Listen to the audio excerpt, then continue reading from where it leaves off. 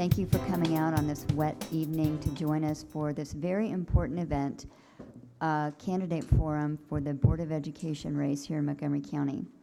I'd like to thank our partner organizations who've sponsored this forum tonight, the NAACP Parents Council, Identity, the League of Women Voters, and the American Association of University Women. I'm sure this is going to be a great evening. Looking forward to hearing from all of the candidates on a wide array of issues that we all care about. And I'm going to turn it over to Byron Johns. No, I'm sorry, I'm not. Nancy Bliss, President of the League of Women Voters. There we go. Good evening, everyone. I think this is going to be a very stimulating evening for all of us. Tonight, what we are going to be doing with the candidates, we have each voter in the election is going to cast one vote for each Board of Education position in districts 1, 3, 5, and at large. And we are so happy to let you know that hot off the press, if you haven't gone if you haven't picked one up yet, we have the League of Women Voters Voters Guide for the general election. They will be in the libraries and other places next week. So right now you have your chance to get your own copy. And on pages 37 and 38, this is the area for the Board of Education candidates. And if you look out in front, if you want to, on the tables, we have a Maryland application for an absentee ballot, a voter registration application, your voice, your vote about voting in Montgomery County, and we have just done the Spanish translation of Your Voice, Your Vote, and our wonderful vote411.org. This is how you get on the internet, and you can get all of the information that you need. Plus, it is now also in Spanish. So without that, I think I will hand it over to Byron Janice. There you go. Thank you. Thank you. Well, good evening. I'm Byron Johns with the NAACP Montgomery County Parents Council. Glad to see so many hearty souls out this evening. We'll make this short and brief. I'm here to introduce, we are proud to have our moderator, Tracy Potts. Tracy is on the Washington News, Channel 4, and I just want to let you know she's on the very early morning show. Oh, I'm sorry, is that what, not very? Maybe the very is not there, but Tracy is on at, for those of us who are early risers, 3:30 in the morning. So let's get up and get out there. All right. So with that, Tracy has a tremendous background. We're so pleased to have her here. She's a national correspondent in many areas. She's covered numerous events throughout her career that are stellar. So we have a chance at the end of this, talk to her. But in the meantime, without further ado, Tracy Potts.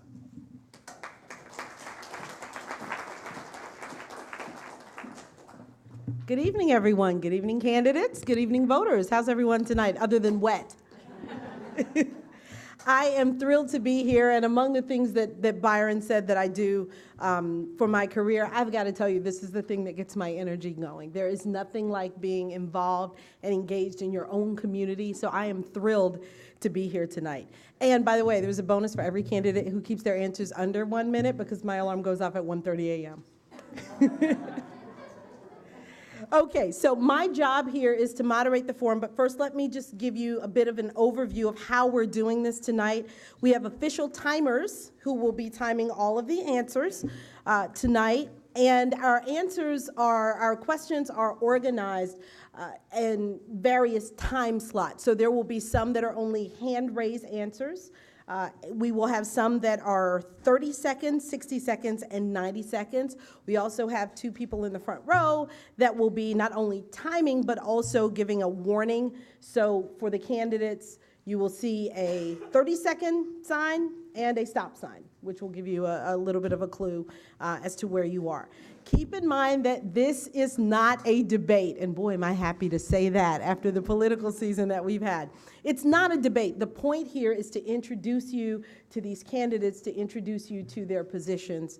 So they're not going to be going at each other. It's not going to be that same thing that you see on TV. They're not going to be attacking each other's positions, but they are here to expound a bit on their own positions.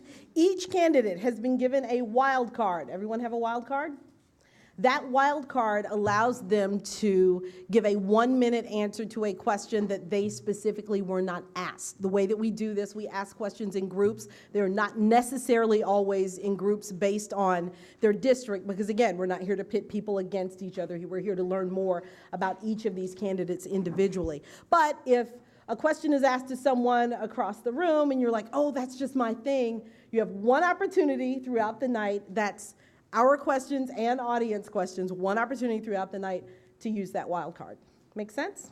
Okay, wonderful. Let me introduce the candidates to you. From the end, Maria Bloyer.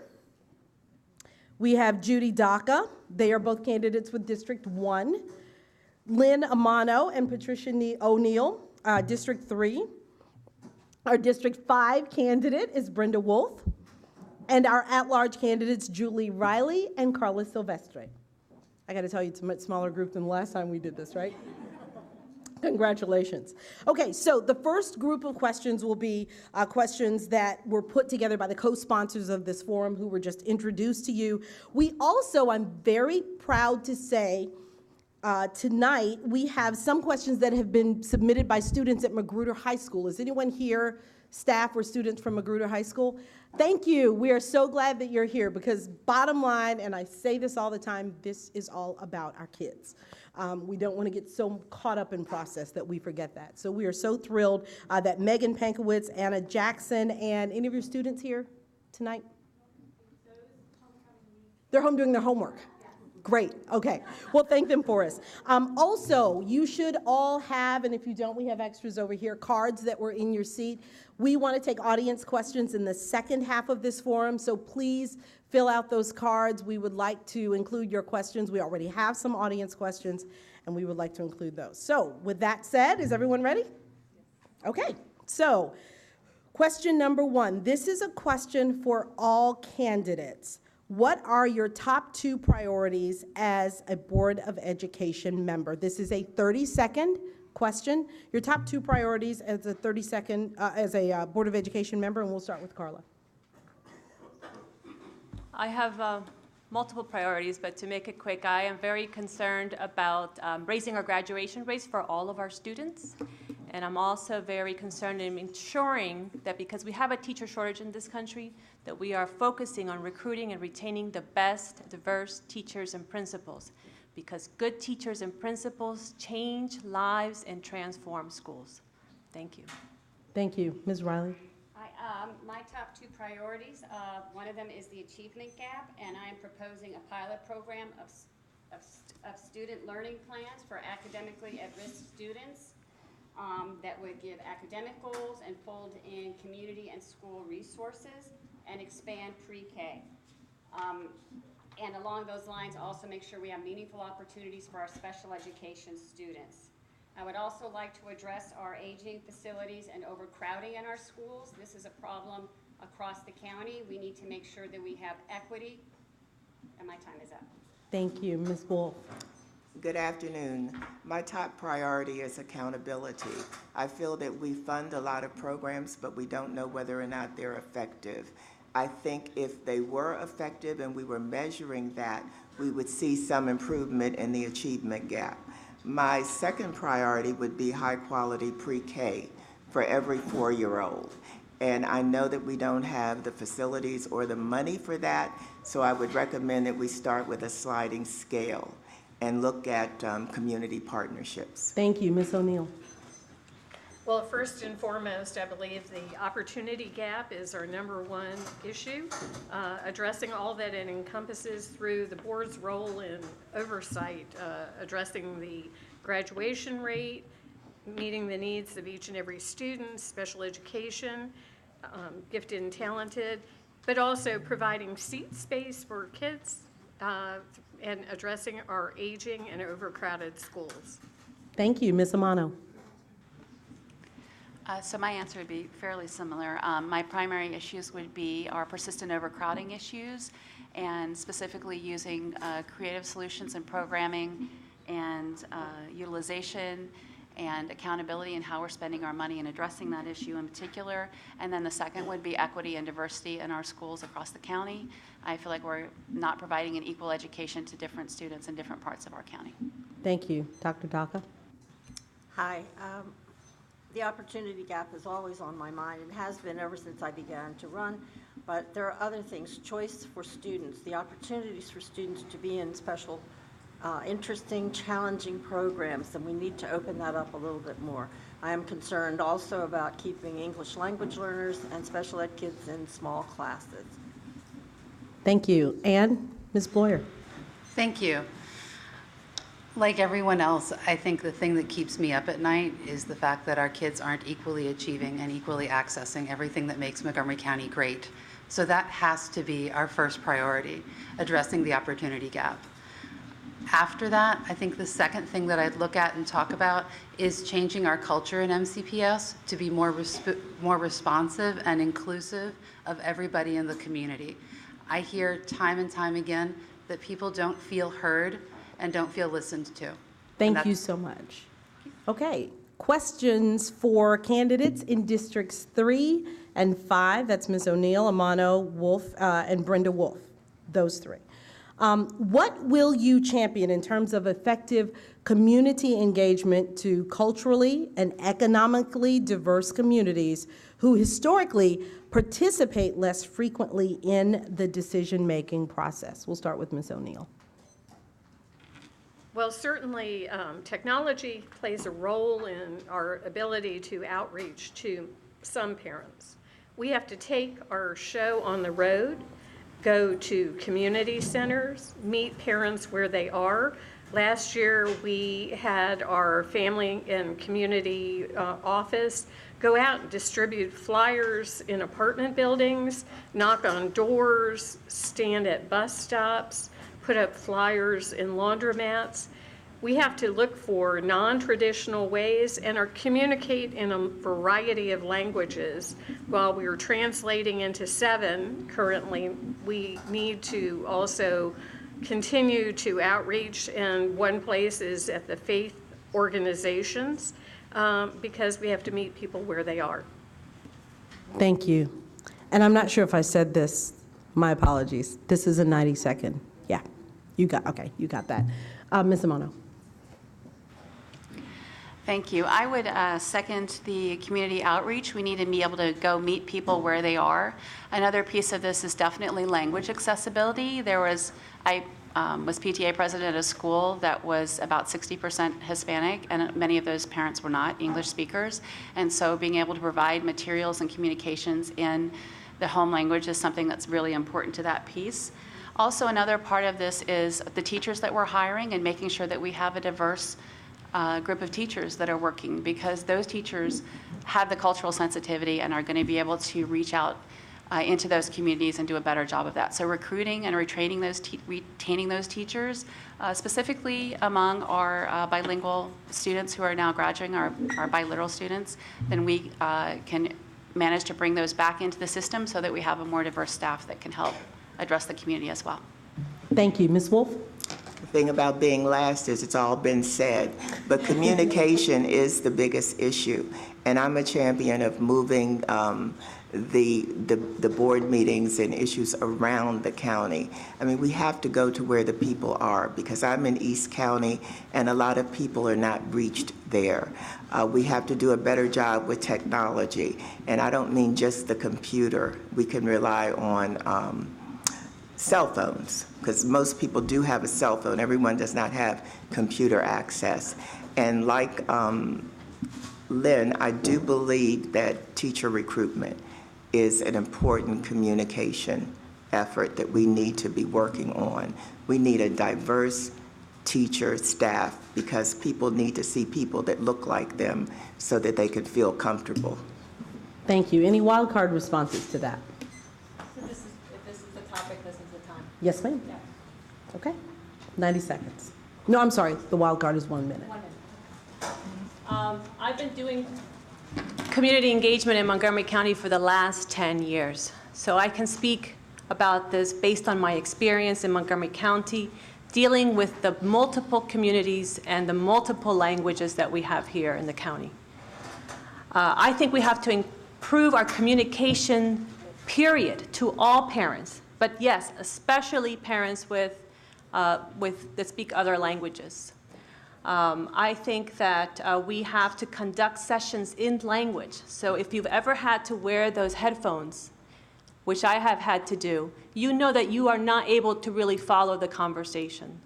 So conversations in language, we all agree that we can grow our own teacher workforce that's diverse and multilingual. Our students are diverse and multilingual. Let's create a career and technical education track in the high schools so that we are getting more kids to come to teach MCPS. Thank you. Now, the next question is for candidates in the at-large race and also District 1. And really, given some of the things that you said, it's going to give you an opportunity to build on some of those, because this is a question from one of our students, and it involves and it is about inclusivity. Many candidates have spoken about the importance and need for more inclusivity and equal opportunities for students in all of our schools. What strategies do you plan to implement in order to better achieve this goal of inclusivity and opportunities for all students? So I think they're looking for a specific answer here. We will begin with Ms. Silvestre. Okay. So inclusivity is a very broad term. I think we're talking about making sure that students feel welcome, first and foremost, in the schools. We have a lot of people, newcomer students that are coming to our schools, and it's very important that they feel welcome. Every student should feel welcome in their school. But we're also talking about access. So being inclusive in highly gifted programs, making sure that all of our students have access and feel welcome and are included. Inclusivity is not just about feeling welcome at a school, it's also making sure that we have equal opportunity to make sure that all of our students are having equal access to all of the great programs that we have in Montgomery County. I think we should listen more to our students. They have great ideas in terms of how we can be building more welcoming environments in their own school. I have heard students give me ideas about what they could do to create mentoring programs for newcomers, helping them feel more connected to the school. So I think it's both a strategy of welcoming, belonging, which is critical for anyone to be able to learn appropriately, but also inclusivity where it counts as well, which is access to the best quality education that everyone can have. Thank you. And by the way, you would think I'm new at this, but I've done it a couple of times. I keep forgetting to mention the time. Just know that our timers do have a copy of the question, so they do know that that was a 90-second question. For purposes of the audience, though, this is a 90-second question. Ms. Riley? Okay.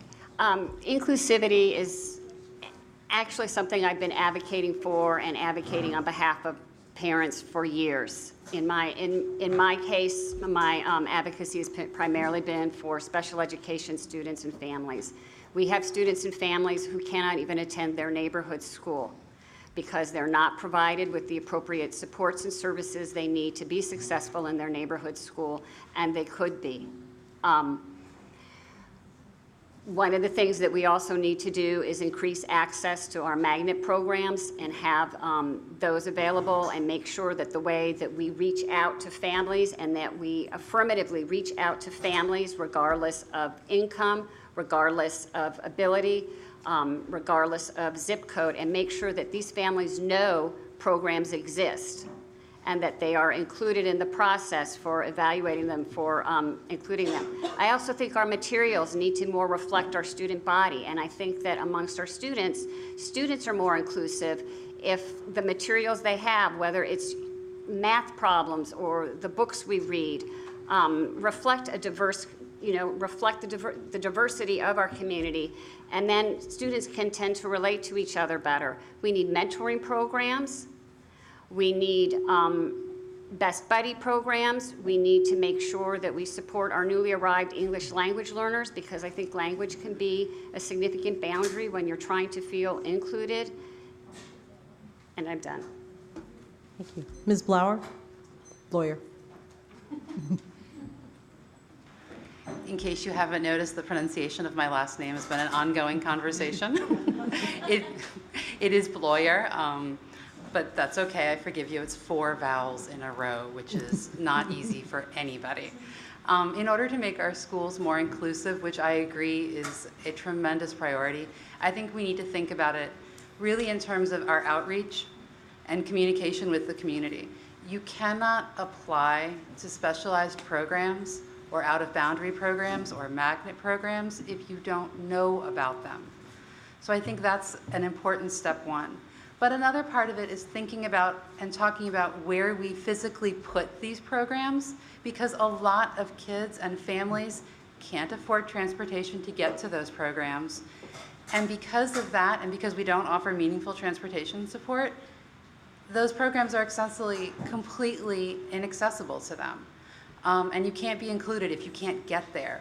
I think Julie has some excellent points about how we do special education and supporting our students in their buildings.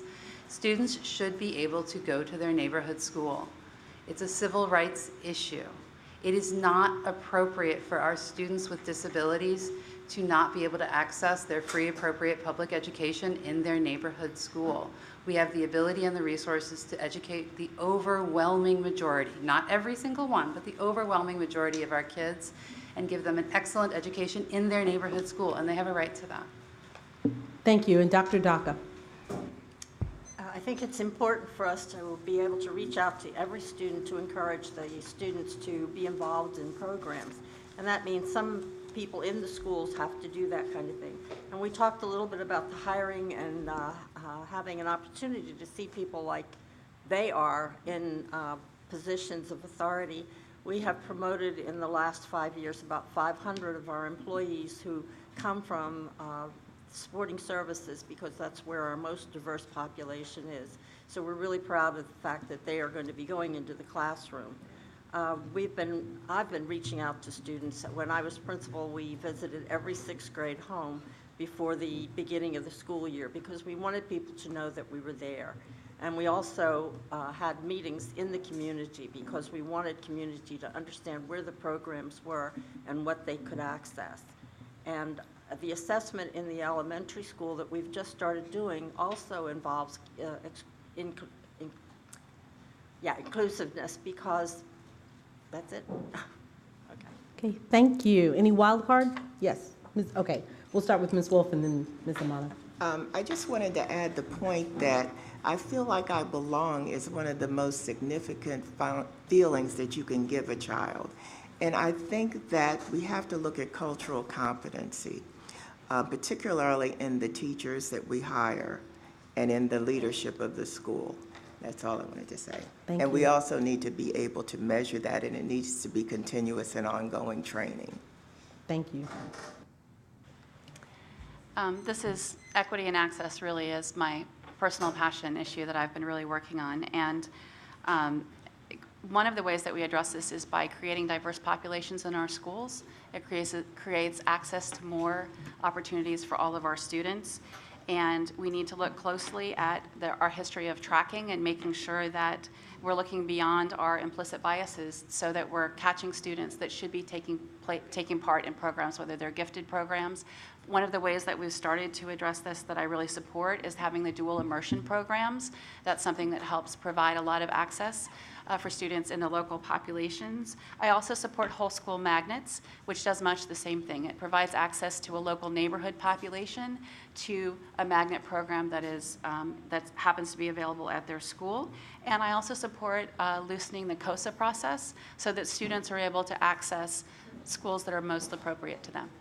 Okay, thank you. Now, we're going to switch up the format just a bit. We're going to do one of our hand-raised questions. This is actually a double hand-raised question. So I'm going to ask you a question, you raise your hand, then I'm going to ask a follow-up, and you can raise your hand to that. I think given the nature of the question, I will ask if there are any wildcard responses to that. So here's the question. Please raise your hand if you support the BOE's recent decision to provide condom distribution in all schools.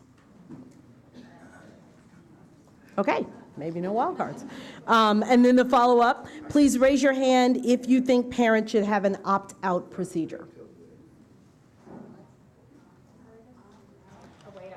a way Could you, to opt yeah, out. could you clarify that? How would that, what would that look like? It's in the health room, so how would a parent opt out? That was the question that was asked of you. So does anyone think that there should be a parent opt-out procedure? So the way that it's implemented, it is in the health room. I think that would be a policy decision in terms of how you would implement some sort of opt-out procedure. But then that answers the question. Okay, good. We will move on. Question number 5. You guys made that easy. These are candidates for District 5 and 1. And the question is, MCPS is in the process of another curriculum change. Does this signal progress or does this signal failure? What would you do as a Board of Education member to ensure that the new curriculum is culturally relevant and that it challenges students of all learning styles and levels? Brenda Wolf. Well, they are in the process of getting a new curriculum. I'm not sure that it indicates failure. I think it indicates that it's time to move on because we've heard from a number of teachers and students that the curriculum 2.0 just does not work. So I would say yes, it signifies change. Could you repeat the last part of the question? Certainly. What would you do as a BOE member to ensure that the new curriculum is culturally relevant and challenges students of all learning styles and levels? And this is a 60-second. Well, I think that we have to have a group that is culturally diverse and that includes students, parents of students with special needs. And I also think it's important to have students as a part of these groups. I think that we can identify supplemental materials, but I think that it's important that we have some say in what materials are being provided to support the curriculum. And we're going to do that through some sort of diverse group. Thank you. Dr. Daka. Yes, I've already spoken out about what I would like to see in the new curriculum when we look at it. They are asking for companies or persons to submit the curriculum, but we have a chance now to put things into the curriculum that reflect our student body. One of the things is to have literature or other items that students have to read that are written by ethnic authors. We have not done that before. We put the ethnic authors on the side, and they are allowed to pick from them, but they're not really needing to teach from those areas. So that's one of the things that I think is going to be important, and I do think that the curriculum needs to have a better emphasis on math and make the math much clearer for our students because it's one of the areas that we're having a problem with. I'm hoping that the community can be very involved in this. We need the community support in order to get the curriculum the way we would like to have it to reflect the diversity in the schools. Thank you. And Ms. Bloyer, I got it right this time? So curriculum 2.0 is leaving, as I think everyone knows. And I think one of the things that we need to do differently this time is listen. Parents and teachers knew the curriculum 2.0 was not working, and we plowed ahead anyway. That's not good for kids, and that's not fair to our teaching staff. So I think one of the things we have to do differently as we select whatever new curriculum we're moving towards is we have to listen. We have to listen to the people who are in the classroom doing the work, who were saying years ago, this isn't doing what I thought it would do. I do agree that we need to have a special emphasis on math. Some of our math outcomes in post-secondary are concerning, and we need to pay attention to that. And I would also say that we do need to be more inclusive in our literature selections. We can look to the IB program. They've done a very good job there. But I would agree that we need to change a lot of how we do that. Thank you. Okay, we'll move on to the next question, but before we do, I'm sorry, wild card. So I'm going to use my wild card. Okay. When Curriculum 2.0 came into play, the Common Core State Standards have been implemented by 38 states, and curriculum did not exist. We received a grant to write our own curriculum. Our board policy calls for a review every 5 years of our curriculum, and the board hired Johns Hopkins to audit our math and literacy because we knew it wasn't working. We have an RFP, a request for a proposal out there that calls for literature across diverse groups, and we have an extensive group of teachers that will be reviewing the curriculum, and we will have outreach to the community to review. It will be a very transparent policy process on selecting the outcome. Thank you. My apologies for getting the wild card. Were you asking to use your wild card on this one also? I guess I misunderstood. I thought it was raise our hand if we wanted to answer the question. That was my mistake, but yes, I'll use then my wild card. You do? Okay. Please, go ahead. So, I do think that what I would have done differently, and I hope it will be reflected this time around, is I would have done the review sooner of 2.0 because that was written in-house. And it wasn't, and I understand why it was written in-house, but since it wasn't tried and true, and then we get back to the listening piece and making sure that we are listening to our teachers and we are listening to our parents. In choosing the curriculum, we need to make sure that we have extensive stakeholder involvement. Yes, we want to have diverse literature, but there are also ways that math problems can be culturally relevant. In the way that you have word problems, we want to make sure that our LGBTQ students are represented in the materials we see. And I would like for there to be an emphasis on writing. Math, yes, but I taught writing to law students for 11 years. Sometimes I was teaching just writing, not legal writing to law students. We don't have enough emphasis, like a formal writing course. As a PTA board member, I have brought writing programs every year to all the schools. And we'll finish that one because I bet you'll work it into another answer. Thank you. So I think, did everyone who wanted to use their wild card get an opportunity? Okay, great. I just wanted to take a quick moment to stop and say, these responses are giving me so many thoughts for follow-up questions, but that's not part of the program, but your follow-up questions are. So I just wanted to remind you about the cards that are in your seats. There are people who are standing around the room with extra cards if you don't have one, or maybe you have another question. So please make sure that you turn those in because that will be the second half of our program. And really, your questions are the most important questions in the room. Okay, question number 6. This is for our candidates in the at-large race as well as District 3. It is a 60-second response. How can we create environments that will challenge gifted and talented students as well as serve the population with special needs in students in their own local schools prior to 4th grade? And we will begin this response with Julie Riley. Okay, thank you. We have students with special needs. We have students who are gifted and talented. We have students who are both. So I don't want us to forget that fact. If we provide the appropriate supports and services, we can educate these students in their home schools. Sometimes it's necessary to have breakout sessions where the students with learning differences perhaps need to read and be reading with a slightly modified curriculum. We can do that. Same for our gifted students. We don't want to leave them behind either. And when I say behind, it's important to keep up a child's progress.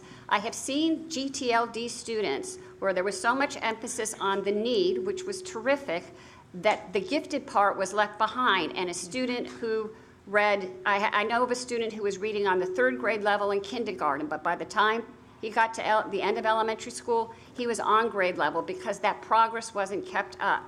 So we need to take an individualized, differentiated approach. Thank you. Carla Silvestre. Rigor and challenging our students is very important to me. If you have my palm card, you will see that it's part of my platform. We have gifted and talented students. We have special needs students. We also have English language learners. They all need to be challenged. And there's different ways to do that, but certainly these populations need additional supports. We need more teachers that have training from the university level, from their teacher training program, so that they come ready and to work with special needs kids, gifted and talented, as well as special English language learners.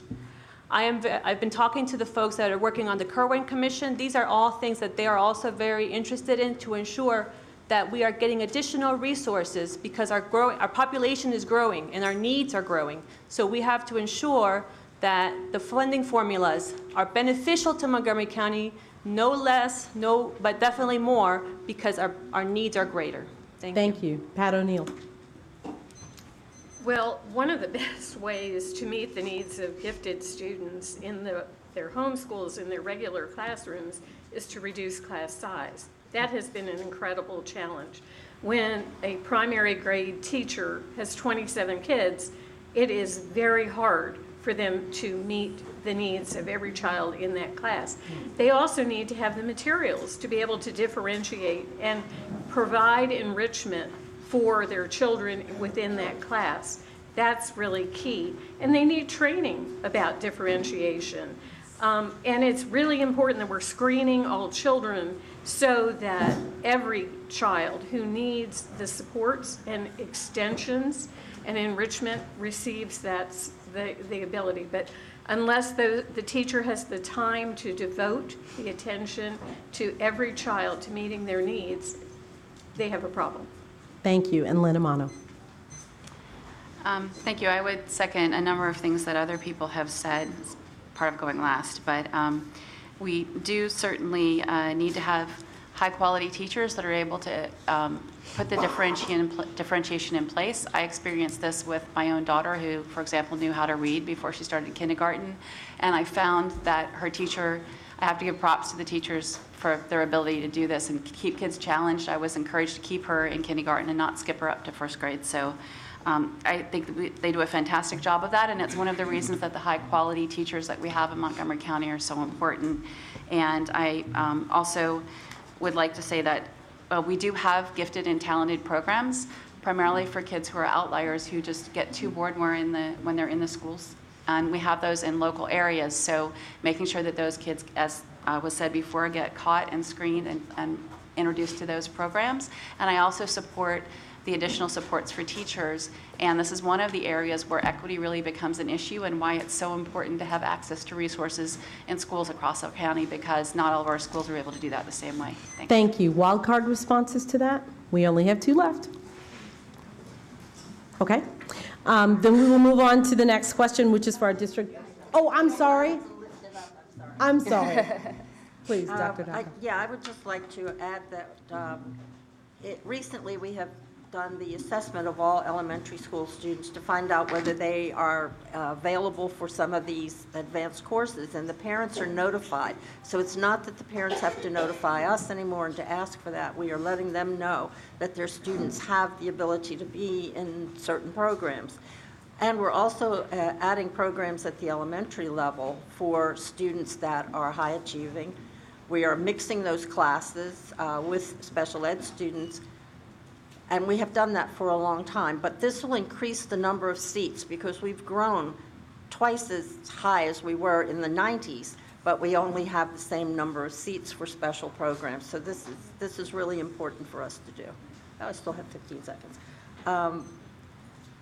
I think that's it. Thank you. And did I see another wild card? I need spotters for the wild cards. Okay, great. Thank you. The next question is for our District 1 and at-large candidates. It is a 60-second response. And I can tell you as parents, everybody's probably going to nod their heads and go, yeah, on this one. Do Montgomery County schools use the right amount of technology? We're talking Google Classroom, other apps, including digital devices, so MacBooks, cell phones used in class, technology in general. Include in your answer how you view the impact of cell phones in our schools, and should they be used for instruction? Ms. Bloyer. This is a good question, and 60 seconds is not a lot of time. There's a balance. I worry a little bit that we've gone a little bit too far towards the technology. Having said that, I think there's some amazing things, though, about the technology. It lets us differentiate instruction in a way that is so much easier.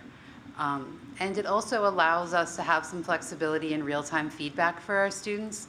One thing I would really like to see, if we are going to continue to use the technology as much as we are, is to teach our kids about using the technology.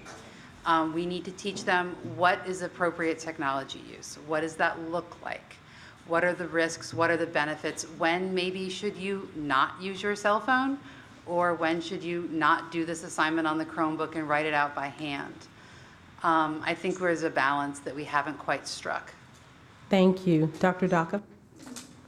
Yeah, one of our concerns is that all families do not have internet access.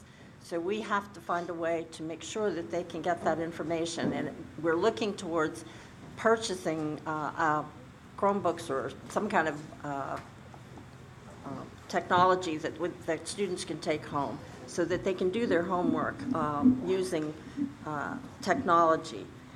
Promethean boards, I've seen them used in every level of every class. They're really interactive, and students are able to really learn a lot from that. And the teachers are able to see how much the kids are learning. They can do a quick check. And I just think sometimes we have to use cell phones for the information students have because they don't have the computers at home. And it's just amazing what students know how to do with technology. And I do agree that there are things that we need to tell them that they shouldn't be doing on their technology. And I think that teachers and staff are really careful with that. Thank you. Ms. Silvestre? I think technology is a good thing and also something that we have to keep in balance. So this week, my daughter was listening to a session about Homo sapiens as a part of her homework, and when we're sitting on the couch, and I was listening as well too. And that's her learning style. That works better for her than sitting behind a textbook and learning. So I love it. At the same time, I am also very concerned about the addictive properties of technology and just helping our students learn that there's times to have it on and there's times to turn it off. Cell phones in the bedrooms all night is not something that I support. I think we have to do our jobs as parents and help our students understand the good things and the bad things of technology. We do have a huge technology divide in this county with folks that have access to computers, access to printers, access to cell phones even. So we have to be very cognizant when we're giving assignments and expecting students to be able to do it, that we have this divide. Thank you. And Ms. Riley? You know, the right amount, it really depends. It depends on, I agree, I think we've all would agree that equity is an issue and we need to make sure there's equitable access. But technology can be great for students who struggle with executive functioning. You know, no more lost papers in the bottom of a backpack. If you can submit your assignment online via technology, that's a great benefit for some students. On the other hand, writing. Many students really learn and process information if they have to write it out in handwriting, cursive handwriting. And you cannot really write an essay on a cell phone. Some students shouldn't even be writing them on a computer. They need to handwrite it out. Some students with dysgraphia, the typing is better, you know. So too much, I think it's a matter of is it individualized? Is it appropriate depending on the subject that you're teaching? And, you know, can we make sure that there is equitable access? Thank you. I may need to call home right now. I probably have a teenager writing an essay on a cell phone. Exactly. I just wanted to point out we have one candidate, if I believe, left with a wild card, and you did say that that was not enough time to answer the question, so you're welcome to use it now or hold it for later. I'll hold it, but thank you. Okay, fair enough. And I just want to take like a 30-second point of personal privilege to drill down on the second half of that question. I'm just going to throw this in as a hand raised question because the second half of that question was, should cell phones be used, personal cell phones, be used in our schools for instruction? Yes. Now, we realize that you've already sort of explained that there are a lot of caveats to that. There are a lot of caveats to that. We realize that, and you brought out a lot of those points. But do you think, in general, they should be allowed in class for instruction? Yes. Now I want to use my wild card. Okay, well, before you do that, is there anyone who says no, they should not be? Did I see some hands twice? Okay. All right, so yes and no, and you may use your wild card. So I've taught college students and international students writing and also governance and civics.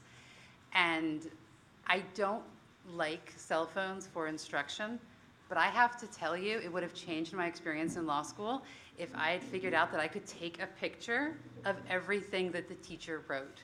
And it's a hugely helpful accommodation for a lot of our students with disabilities. And it also allows a lot of our kids to record information and play it back to them, which is great for auditory learners. So I think it's an issue of equity about whether or not teachers should plan on every student in their classroom having a cell phone that has internet access, because that's not okay, and a lot of kids won't have that. But for a lot of students, especially our students who have disabilities or who are struggling, just kind of with that whole executive functioning and staying organized, or with accessing the English language, it's a really powerful tool that I don't want to prevent students from using. I knew I could get you to use that blue card.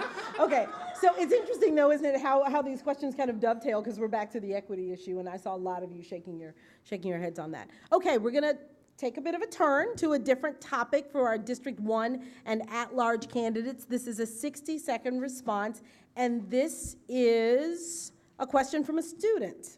I'm sorry, let me repeat that. This is for our District 3 and 5 candidates, 3 and 5. And this question comes from a student. It's 60 seconds. What would you do to make our schools, and in turn our country, a more eco-friendly, efficient, green county? We will start with Lynn Amato. Wow. So I am someone who definitely supports kids being in contact with real food. So one of those things, I think people have an appreciation for waste and what it is involved with that when they have contact with that and sort of understand the growing process. So from an environmental perspective, I support the idea of school gardens. And I also support education issues around environment. There's recycling programs, there's relationship programs. We have green schools programs, those kinds of initiatives as well. I am also someone who is against AstroTurf, so that probably separates me from some other candidates from an environmental perspective. I think that we should be teaching our kids care and how to reprocess and use natural resources in situations where that's an option. Thank you. Ms. O'Neill. Well, I think that kids need to first experience how our buildings, we're building LEED certified buildings and putting in green roofs, solar panels on a number of schools. And we have the CERT program. We've had some great ideas from kids, and there is an education program in the schools. Can it be expanded? I mean, including our outdoor education, which is an environmental program. We have a wonderful environmental science program at Poolesville High School, but the components of environmental science need to be taken down into other schools. My grandchildren go to a school across the river, and they have outdoor education beginning in kindergarten. They have an outdoor education instructor. I happen to think that's a wonderful idea to be able to have outdoor environmental studies starting in elementary school as an elective or as a rotation, just like media and music. Thank you. And we'll wrap up the green question with Ms. Wolf. That's a tough one, but I do think that I would encourage more use of solar. I think that that's very important. I think that recycling is not done well in any of the schools. I tend to be in Blake High School every week, and the kids, they know the concept, but they're not using it. And I think that education about recycling and the benefits to the environment would help. I also I have mixed feelings about AstroTurf. I am not a big proponent of it. I'd like to see us work on getting grass, or at least experimenting on getting grass. I know the thoughts about the water issue and the rock issue, but I would like to see us look at that also. Thank you. We have a hand-raised question for all of the candidates. Boy, talk about making a turn here from the green question. Should unisex bathrooms be available in every school at all grade levels? Yes. I'm sorry. Should unisex bathrooms, restrooms, be available in every school at all grade levels? That's the yes. And are there any no's? Okay, so there we go. Question number 10 for our District 5 and at-large candidates. This is a 30-second response, so we're going to tighten it up and try to get to your questions here. On the topic of disciplinary actions, why are minorities the majority of students who are expelled? What can be done when the same teachers have a recurrent record for disciplinary actions? And we'll start with Ms. Wolf. I think the issue of discipline in minorities occurs because of cultural competence issues, a lot of times with the teachers and the students. I think that we could look at the restorative justice program that the schools are implementing to deal with this, but we have to do more training on cultural competency because some of the behaviors that I know that my students have talked to me about being suspended for, and it's little things. It was, oh, sorry, my time is up. Thank you. Ms. Riley? This is a phenomenon that happens to our students of color, and I'm sorry, this is a phenomenon with our students of color and actually our special needs students too. They get expelled out of school more frequently, and they get, suspended out of school and expelled, and these are really for these vague kind of squishy things. We need cultural competency training, absolutely. We need to expand restorative justice. And these are critical, because when we talk about the achievement gap, the opportunity gap, when you're expelling a student or you're suspending him out of school, okay, that contributes to. Yeah, cut it off. And you don't have the blue card, but this topic may come up again. Ms. Silvestri? I know this topic very well. I ran a center for truant and court-involved youth, mostly Latino and African-American boys. The issue, we have reduced the suspension rate of African-American and Latino students in MCPS, but our teachers need support because if the easy thing to do is to kick a student out of the classroom. The hard thing to do is to support the student, meet their needs, and help teachers understand the cultural differences so that when I talk to you a certain way, it's not being disrespectful. Thank you. We have 2 more prepared questions, and then it looks like we have maybe 50 or 70 questions over there from you, which is a good thing because I encouraged you to write them. I'm wondering if maybe at some other point in some other format we might be able to get. I don't think you guys want to stay here for 70 more questions. My alarm goes off at 1:30 a.m. So we will complete these 2 prepared questions and then we'll move on to your audience questions, which are already starting to look very interesting. Okay, for our District 3 and District 1 candidates, this is a 30-second response. The Board of Education has set strategic goals for MCPS. However, it can be argued that many of the policies that the board is responsible for creating and then has oversight for implementing are not aligned with those strategic goals. If you become a member of the board, how would you address this concern? And we will begin with Ms. O'Neill. Well, certainly, every single time we review the policies, which if you actually had paper copies would be about this time, we attempt to align to our strategic goals. The policies, the regulations implemented by the superintendent support what we're doing and our work. We've been eliminating some policies that are out of date and don't support the work.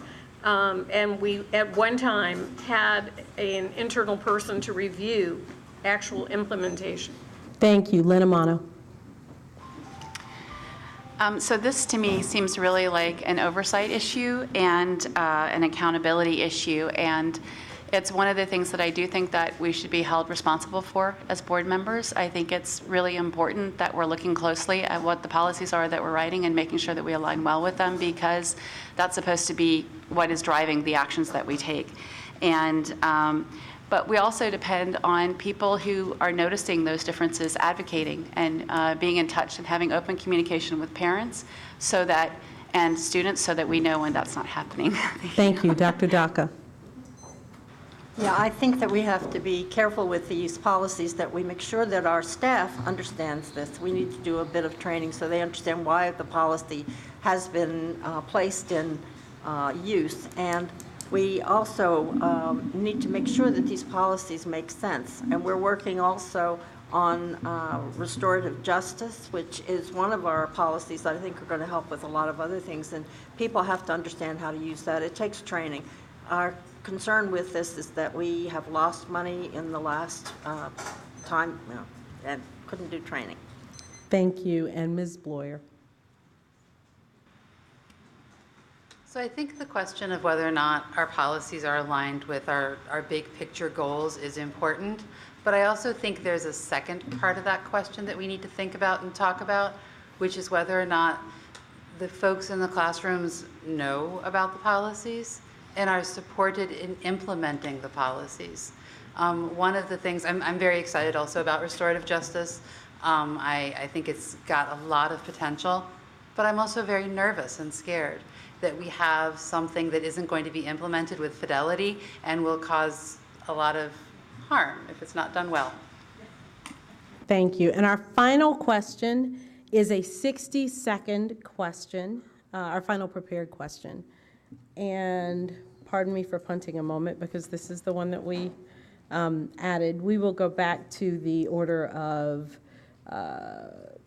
the District 3 and 5 candidates for this question. The Board of Education recently voted 5-3 to change policies as to how boundary decisions are made. Under the previous policy, diversity was considered equally with other factors like neighborhood considerations, capacity of school facilities. The change in policy will give diversity a bit more weight in decisions. How would you vote, or how have you voted? I'm sorry, this is a hand-raised question. Thank you. This is a hand-raised question. Did you or would you vote to change the policy again to give that additional emphasis to diversity? In other words, do you support to diversity in boundary decisions? It passed 5-3. Do you support that? Okay. And do you not support that? I ask because, sometimes hands go up twice, just to be safe. Okay. Great, thank you. All right, so that is the end of our prepared questions. We thank you. We have a number of questions from the folks in the audience. Don't send any more unless you want to be here till like 2 a.m. No, I'm kidding. Please send your questions in because there's always the possibility that we have duplicates and you have something that we haven't thought about. We are going to start with our District 3 and 5 candidates for this question. It's about school buildings. As a board member, how would you balance development, over-enrollment, and aging school buildings in making capital budget decisions? A 60-second response, and we will start with Ms. O'Neill. Well, one of the factors in changing policy FAA was that we are shifting from a 30-year-old fact list, which ordered schools, established a queue for renovation, and it no longer is keeping up with the needs of as schools have aged since that 30-year mark, and also seat space. One of the actions in the policy last night or Monday night, is to also look across clusters to see if there is seat space, because we can't just live within a cluster. And we're going to have to continue to reclaim buildings that have been closed, look at alternative spaces in office buildings, and spend our dollars wisely, because we won't have enough money to meet all the needs, particularly at the high school level. Thank you. Ms. Amano. 60 seconds, wow. So you spoke of balance. This to me speaks to the equity issues as well. One of the things that I'm happy about in sort of the new system of how we're evaluating our schools is that there is a need component built into that. I have some concerns because there's also a component about how often certain issues get written up, or meaning how much time a principal has to do something and how much time parents have to put in input as well, that I think unbalances that a little bit. I do think that this is an investment issue, and that where we choose to invest drives how we balance our populations in schools. We create better schools, and then you create an attraction for parents to keep their kids in school or to move to a particular school in a particular area. And those kinds of decisions and how we make them is very important in terms of how we are addressing the needs overall and making sure that we're not concentrating resources into one particular area too much. Thank you. And Ms. Wolf? This is an area where I think that we need to look at the boundaries between the clusters, because there are schools that are very close to schools that are overcrowded, that are under capacity, and they're not being used because they fall within a particular cluster that's outside the one that is over capacity. I also think we need to work with the planning department, because I think that they're approving development without enough input from the school system. So I think that would help. And I also think that we need to think about our buildings differently. I mean, we don't have to have 30 acres or however many acres it is for every building. We can build up. They do that in New York. We can take some of these office buildings and maybe restructure them so that they can be used for, if nothing else, 4-year-old programs. There's a lot of things that we need to do differently, but I think we also need to look at, if you're building and you're developing, then you ought to be considering whether a school should be as a part of that. Thank you. This next question is for our at-large and District 1 candidates, and it refers to magnet and language programs, but I would venture to add that there are other programs that we have that fall into this as well. Magnet and language programs often end up as schools within a school. You understand the concept that they're referring to there. How can we better integrate these programs and these students? 30 seconds. Oh, I'm sorry. And we will begin with Ms. Silvestri. Again, I have a lot of experience in this. My children went to Spanish immersion school at Rock Creek Forest Elementary School. I support the current initiative to create dual language programs in the schools. So we are operating in a model of scarcity. We're all competing. If you ask a parent, do you want your child to learn a second language? Every parent will say yes. So we have to create more dual language programs throughout the county. Have more options so that we're not creating these, these schools within the schools, which have been what's been happening with the immersion programs. Thank you. And Ms. Riley. Whole school magnets are one way to help try to not have schools within a schools. We have language immersion, make sure that it is accessible to greater numbers of students within the school. Make sure that these are even known to parents. I know parents who were never even told that language immersion programs exist. And this is not just a special education issue, but it is. Not making assumptions about, what kind of student is appropriate for a language immersion, the dual language immersion. Okay. Thank you, Ms. Bloyer. I have so much to say. Thank you. So I think both Carla and Julie have some really good thoughts around this. I think there's two things we need to think about here. One is the fact that we've talked a lot about between school diversity and segregation, but we also need to talk about within school segregation. And I'm not going to put my lovely family on the spot, but we saw that, and it's not healthy. You should not be able to walk into a school and say, oh, those are the magnet kids, or those are the dual language kids. That's not acceptable, and it's not okay, and we can do better than that, and the whole school magnet's a way to do that. Thank you, and Dr. Daka. Yeah, I was at Blair when we had the first magnet, and it was placed there so that we keep certain populations in the school system. And it should not be that way any longer. Well, now we only have about 4% African American and Latino students in these programs. It's horrible, and we really have to work on that. I approve of the Argyle-Warderman Parkland situation, which is a whole school magnet. Kids can take classes outside of their regular classes to get into those.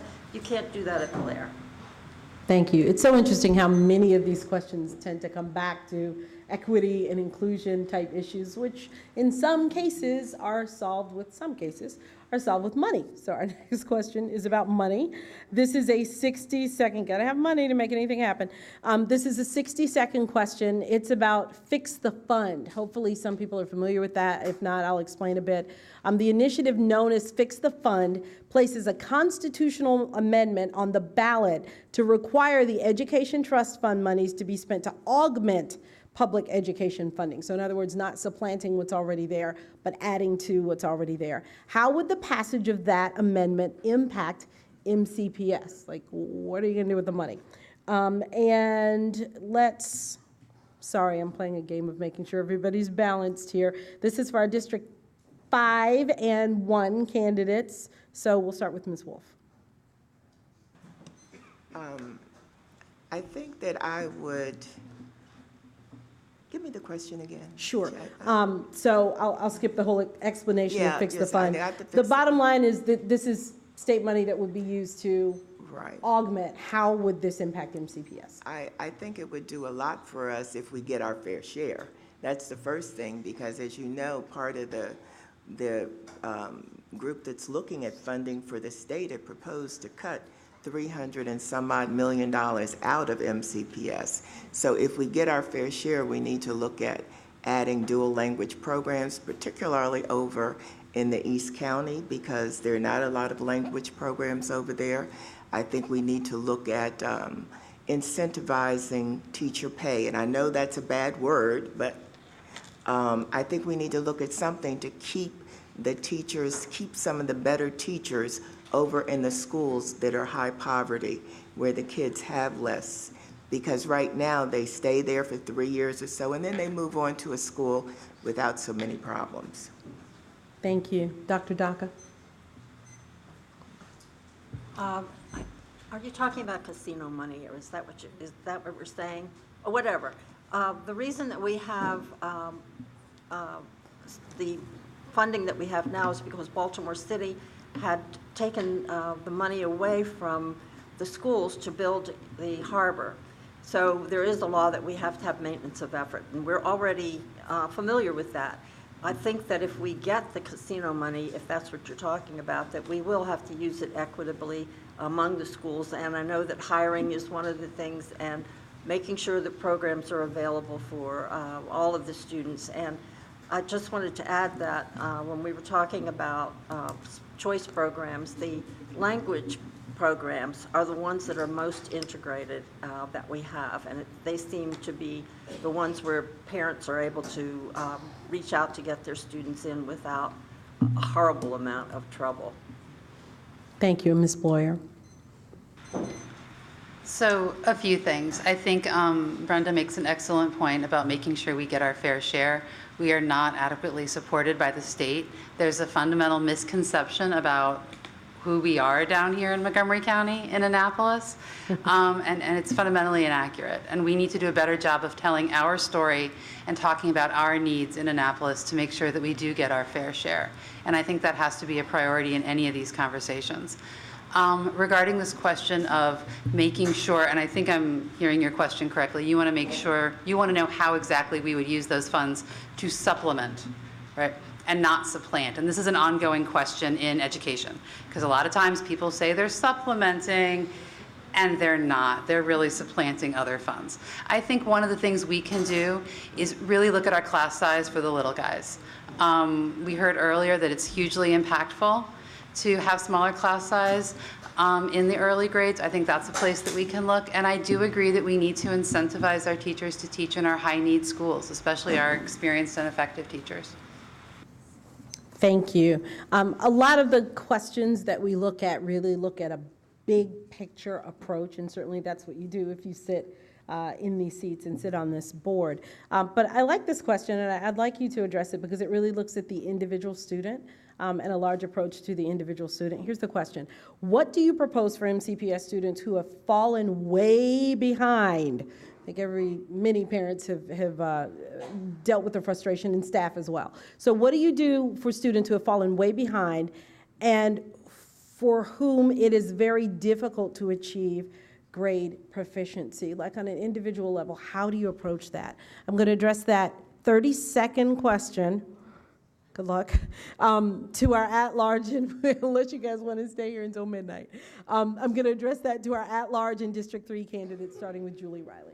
Okay, so this actually goes back to my proposal for student learning plans. The highest performing education countries have student learning plans for all their students. That's not what I'm proposing. I'd like a pilot program that focuses on our students that are at risk. We know who these students are. We have the data. and student learning plans that start with them when they're young and go through school with them. You're saying you're putting me right now in the position of a student who's already behind. I would still say student learning plan, but if we can have a really effective plan and a pilot program that shows us what to do, then maybe those students won't get behind. Thank you, Ms. Silvestre. Always prevention is the best medicine, and that's why I support early care and education, because many of our students come behind already in kindergarten. And while we're talking about pre-K expansion through the Kerwin Commission, I strongly believe that we have to do something for 0 to 4, because as parents, we know that so much happens developmentally, and that will be a real game changer for our students, so that come day one, they are not behind. So prevention, for me, is the best medicine. Thank you, Ms. O'Neill. Well, at our high school level, Monday night, we had a presentation from 3 high school principals who showed us how we're using data to monitor each student and develop a plan to support those students.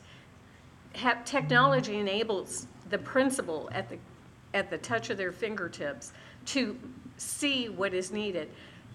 But we also have to have programs to, continue METs, expanding METs, supporting kids in the early elementary with more phonic-based reading in the earliest grades. Oh, sorry. Sorry to be the bad guy. Ms. Amano. So as usual, I bring this back to an equity issue. In some of our wealthier schools, we're able to provide supports on the back end for those kids through PTA funds and that kind of thing. But these issues don't happen in isolation, and often with pockets of kids in our less funded schools. And so therefore, I'm a supporter of both extended day programs and extended year programs for the populations for which that is appropriate, which gives students more time. You can build things in like the ability to do homework when they don't have homework supports, and you can teach more in a year. Thank you. For our District 1 and at-large candidates, a 30-second response. This is a question sort of at the school level. We talked about the individual student. This is the school level. Every year, MCPS conducts school climate surveys to collect data on teachers, staff, students, and parent morale. What should MCPS do about schools that chronically perform poorly on these surveys? We will start with Ms. Bloyer. So I think those climate surveys are incredibly important. And I think when we have a school that's consistently done poorly on school climate, we need to take that as seriously as we take it when a school isn't performing well academically. We need to push in a lot of support. That means psychologists, that means social workers, and that means we also need to look at some training and support for our principals and our teaching staff. Those climate surveys are alarming sometimes. I've seen some, especially when you disaggregate that data. Thank you. Catch her in the hall later for the rest of that. Dr. Daca. The school climate should be something that everybody on the staff knows about, and then when they do their school improvement plan, they look at those issues that they can work on in a better way. And it would be nice to have more psychologists and counselors, but that may not be the possibility. So the school itself has to make plans on how to reach better to the parents, how to make our programs accessible to students, and to have our staff understand what it is they need to do to work with our students better. Thank you, Ms. Silvestre. I have sat on school improvement plans where we have looked at the data for a particular school and been impressed with teachers and how they have seen a school that got turned around because of the leadership of a great principal. So I think great principals have a lot to do in terms of setting the tone. They attract great teachers to come to work with them. And so I think if it's a problem at a school, I think the principal needs support in order to improve. Thank you. Ms. Riley? Keep forgetting to turn my mic on. We need to make sure that we really do understand the root causes, that the survey is providing us with accurate information. We need to dig deep. We need to make sure that we follow up with our plan. And I also would encourage, actually, I do agree that principals set the tone. I would like to see for our teachers coming into our schools sort of a Y-based trajectory in terms of teacher promotion and making sure that we can sometimes have great teachers become great principals. Thank you. Okay, for our District 3 and District 5 candidates, our schools are more segregated now than 40 years ago by race and class. How can we achieve the promise of Brown versus Board of Education in the 21st century? Ms. Amano. Yeah, that came straight to me. This is, hold on, I'm sorry. Oh, I'm so sorry. 30 seconds. Yeah, start over. 30 seconds. Right. My apologies. Okay. So there are a number of things that we can use to help address this. I am somebody who supports looking at our boundaries and making sure that diversity is something that we take into account when we are setting up our schools, but there are a lot of other things that we can do. Programming is something that historically has been used to help integrate our schools. I'm in favor of whole school magnets in doing that. And I forgot the rest of the question, so there you go. Thank you. Ms. O'Neill. Well, obviously, the highest poverty schools receive Title I funding, and then we have here in Montgomery County focus schools in other elementary schools that provide additional supports, those that fall out of the federal definition. I think that we have to provide the resources to schools that do not have the supports from the parent community. And we have to find a way to provide supports. I helped to start a sister school program between Burning Tree and Broad Acres to provide programs and resources. Thank you, and Ms. Wolf. My experience tells me that the best way to desegregate, if you want to use that word, a school is to provide good programming in a school. If you provide the programs, the students will come. But I do believe that it's time that we look at a whole system boundary study. I think that we need to realign some things. I think we need to eliminate some things such as the Northeast Consortium, the Down County Consortium. I would do away with those and look at putting in strong programming. Thank you. We're going to direct this next question to District 5 and at-large candidates. Correct.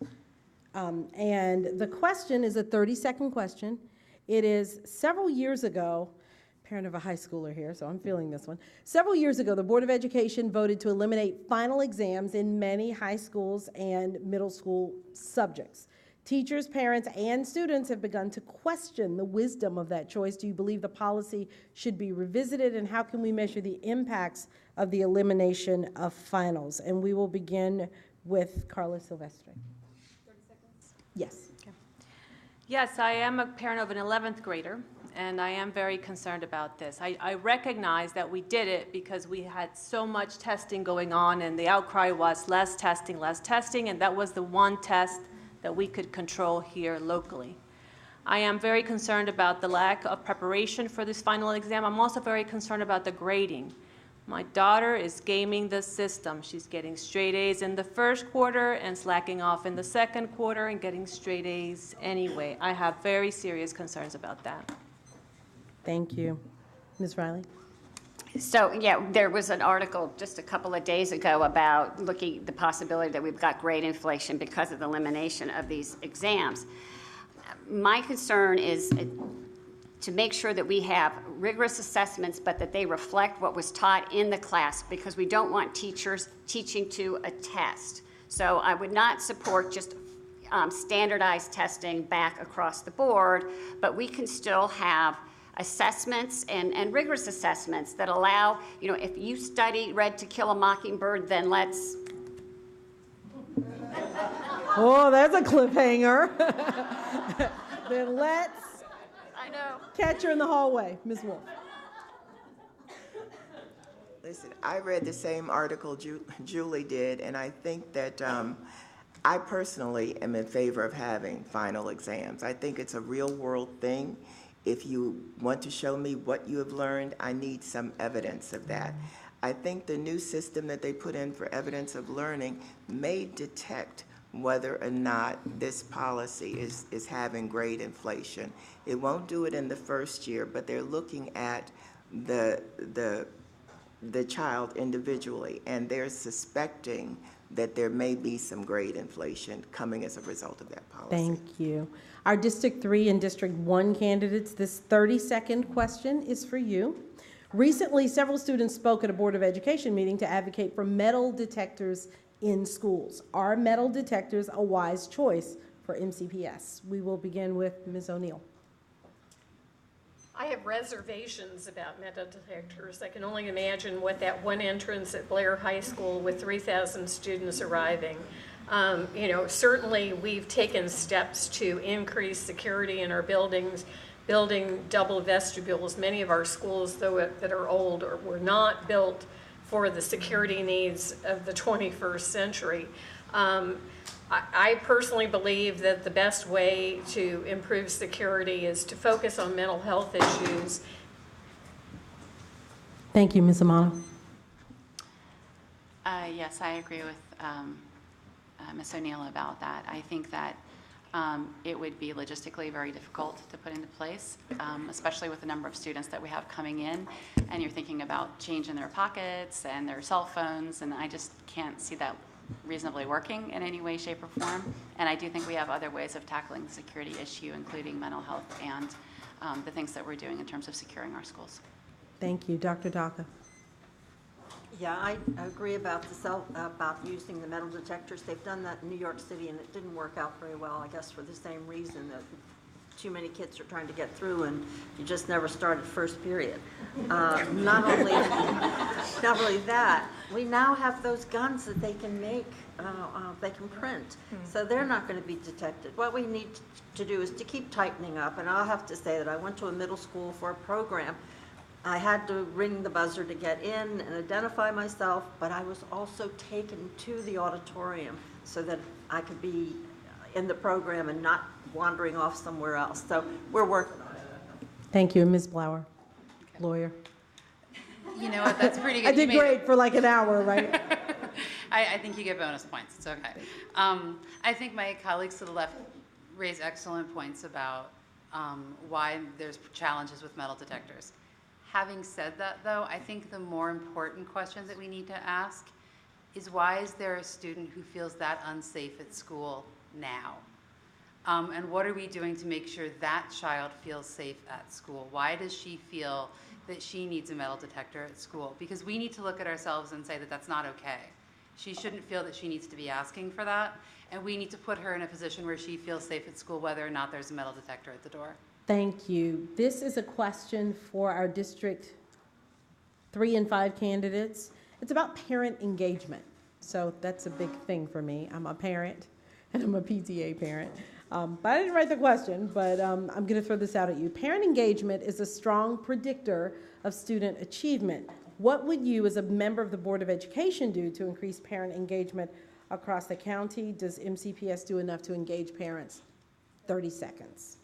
And we will begin with Ms. O'Neill. As a person who spent many years in the PTA, I know the value of parent engagement, but I also know that many parents do not have the ability to come and participate in PTA meetings. They're working multiple jobs. We, MCPS, needs to find other ways to reach out to parents, because it's not about just coming to a PTA meeting. It's about being engaged with your child at home, supporting that child. And we need to give parents more tools to do that. Thank you. Ms. Amano. Yes, in terms of the parent engagement, one of the big challenges that we have is really sort of being able to reach out into the community. This is the same issue that we talked about before in terms of community outreach and touching into those communities. The communication piece is a big part of that in terms of engaging the parents, but there's cultural obstacles and, as Ms. O'Neill mentioned, the job type obstacles as well. One of the things that we can do is to supplement that with other forms of support, including peer support, which is something that helps significantly, and it's one of the reasons that having diversity in our schools helps as well. Thank you. And Ms. Wolf. Yeah, the parent engagement piece is a big problem, particularly over in our area, where a number of the parents don't have transportation, and there is no public transportation to, I know there's none to Blake High School after 7 o'clock in the evening. So we need to think of other ways, such as can we use technology to reach these parents? This is a time when I would consider using cell phones and see if you could reach the parents through that method. I also think that there's certain issues, again, I'm coming back to cultural competency, because a number of our parents, oh, I'm sorry. That's another in the hallway answer. We'll grab you there. I think this is going to be our last question because of the schedule that I've been given, and we certainly did have a highly scripted format, but we did that for a purpose because we wanted to make sure that we got to a breadth of topics and we got an opportunity for all 7 candidates to answer those. So our final question, appropriately, is another one that focuses on the individual student, which again is why we are all here. This question is for our at-large and District 1 candidates. It is, a large portion of MCPS's student body, many of whom are minorities and poor, have a high level of ACEs, adverse childhood experiences, and are in desperate need of receiving social emotional support. Do you consider this a priority, yes, no, or why? It's a 60-second question. And I'm going to add to that, not just do you consider it a priority, but how do you approach it? Like, how do you address that need? We'll begin with Ms. Silvestre. I worked for the county government for 5.5 years before my current position at Montgomery College. And so I'm very familiar with the system of support that exists in Montgomery County in terms of helping young students that have all those variables that make them vulnerable, that make them not ready to learn when they come into the classroom. So I think this is a prime example of where MCPS can't do it alone. It certainly has to maximize its partnerships with the Health and Human Services Department of Montgomery County to ensure that the students are being identified. We have great opportunities to really bridge these two systems. We don't share data. So they have a case manager for a student in crisis, and we have a file for a student in crisis. Imagine what could happen if we collaborated more across these two systems so that the two systems of care can really be addressing the needs of the child. Thank you, Ms. Riley. I agree with Carla, and when I talk about student learning plans, it's not just academic goals. It is a way to more efficiently to link parents and families with community resources and school resources. So that is a big part of why I am a proponent for this. We need to train more of our staff on trauma-informed care. We need to look at perhaps dual certification of counselors who have licensed social workers that are true, have mental health and social health backgrounds, and not just about, helping the kids go through the college navigation process, which is important, but we need to make sure, and we need to make sure that our teachers know how to spot a student who may be going up to the restroom to throw up or to hurt herself or himself. So this is a tremendous priority for me. And again, it gets back to my vision of having plans that are individualized for our at-risk students and having them not just be about the academic, but the social emotional as well. Thank you. Last question, I'm going to get it right. Ms. Bloyer. Okay, so I think the first step in this conversation has to be thinking about recognizing and realizing what ACEs stands for. That's adverse childhood event. That means something happened to this child. That means there's been a harm and an injury, and that is the context that we need to bring to it. It's not just a statistic, it's something painful and hard that happened to a child. I think my colleagues have excellent ideas about linking systems, bringing more resources in. It's absolutely true, we cannot do this alone. And I also think supporting our teachers so they can do this work better is important. I spent one day last week at a trauma-informed teaching seminar, and it was really powerful. And I think that, coupled with restorative justice, can be really important and impactful for our students who have a lot of trauma in their lives.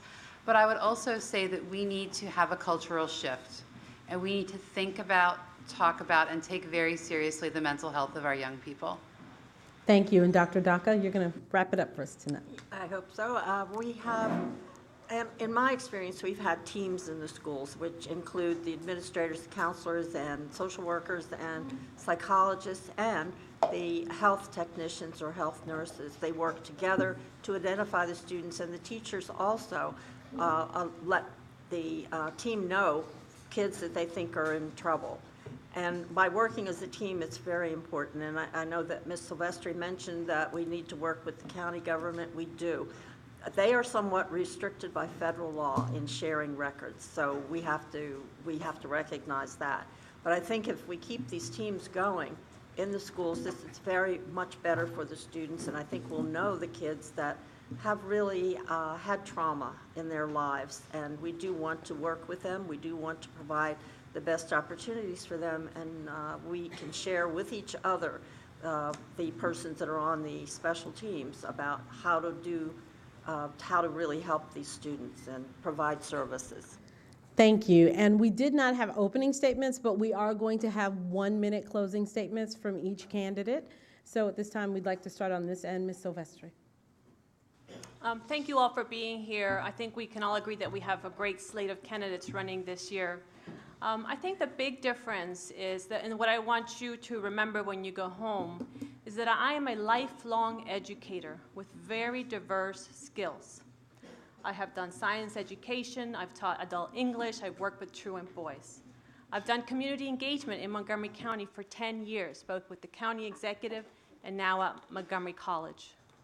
I'm a parent of 2 girls in MCPS. I'm an immigrant, fully bilingual, and I understand the needs of our changing county. I have been endorsed by our teachers. I have been endorsed by the entire education committee of the county council, Senator Rich Medaleno, who is leading the Kerwin Commission, as well as the other elected officials. Why? Because they know the quality and my commitment to this work, and those endorsements matter because they're the ones that are going to help this school board achieve the priorities that we have talked about here today. Thank you. Thank you. Ms. Riley. It's been a pleasure to be here tonight. I am also an MCPS parent. I have done extensive advocacy in our schools. I've served on multiple boards and committees. I was honored to receive the Maryland PTA Lifetime Achievement Award, and the Washington Post recognized my years of advocacy when it endorsed my campaign, as did the SEIU Local 500.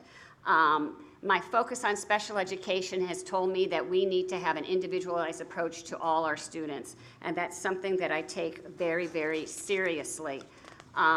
My background, I've taught for many years. I taught law students. I also have a law degree and an economics degree, and that matters for 2 reasons.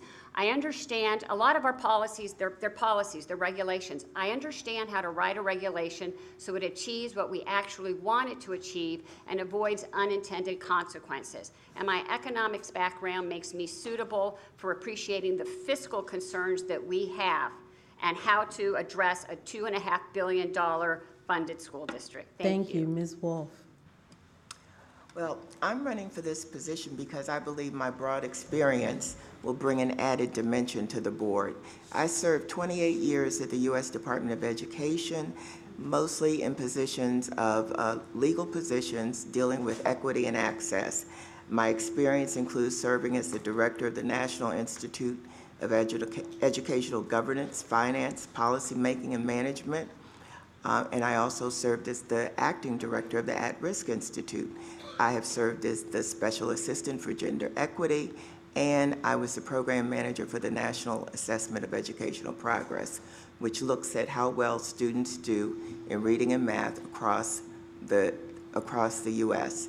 I believe that these experiences will bring a broad diversity to the board. Thank you. Thank you. Ms. O'Neill. Yes, I'm a proud product of MCPS. I'm a graduate of Walter Johnson High School. I'm the only board member currently serving who is a product of the school system. My 2 daughters graduated from the school system, and all of us received a wonderful education. I want every child to receive that same high-quality education. I'm now the proud grandmother of 2. I have been recognized for my leadership skills by my colleagues on the board, having been elected president 5 times, vice president 5 times. I've served as president of the Maryland Association boards of education have been endorsed by the Washington Post, Ike Leggett, SEIU, MCA, Craig Rice, Nancy Navarro, Sidney Katz, and Hans Reamer. I want to continue to meet the needs of every child. I believe that experience, wisdom, and dedication is a huge attribute. Ms. Amato, thank you. Yes, so I am a 17-year parent advocate, PTA, and community leader who's been involved with the schools. I have 2 children who have graduated from MCPS, one who graduated in 2012 and one who will graduate in 2021. And I have a BS in biology pre-med, a graduate work in philosophy, and a master's in political management, which is just a long way of saying I'm not afraid of tough problems and a little hard thinking. And I have a track record of bringing creative solutions to address problems, including diversity issues, boundary issues. I've worked on a range of issues in and around MCPS for the last 17 years. And I'm running because I believe that the past preconceptions are holding us back, and we need to do a better job of addressing these issues that we have moving forward in the future, particularly around our overcrowding, our equity issues in the schools, and also around diversity. And I'm bringing new energy and ideas to solving our problems, and I hope to earn your vote on November 6th. Thank you. Thank you, Dr. Daka. Yeah, I have 38 years as a teacher, as an administrator, and a teacher of adults, and 12 years on the Board of Education. Besides that, I have taught courses in ethnic studies, African American studies, and Hispanic studies. I belong to and work with many organizations, African American, Latino, and Asian. So I'm really always committed to those ethnic groups. But I also want to talk about 2006. When I came on the board, I was very concerned about suspensions. I worked with a community group. Some of the members are here. We badgered the school system for about 2 years, and we finally were able to get the suspensions reduced by 40%. However, there's still a discrepancy. Still had Latino and African American students suspended too often. We also had students to work with us on these committees, and the students themselves, white, Asian, Latino, and Black, said that African American and Latino students were judged differently. Thank you. And Ms. Boyer. Thank you, everyone. I know these events are long, so I will try to be very short. One of the first things I want to tell you is I have realized through these events that there is no way I can answer everyone's question from up here or walking around in the hallway.